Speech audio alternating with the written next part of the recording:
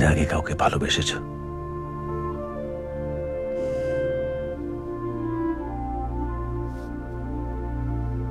আমি অনেকটা তোমার মতো।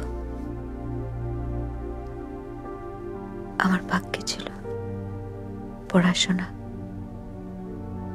তারপর আর তারপর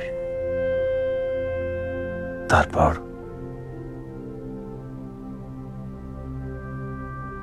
তারপর তোমার সঙ্গে দেখা। কি হলো?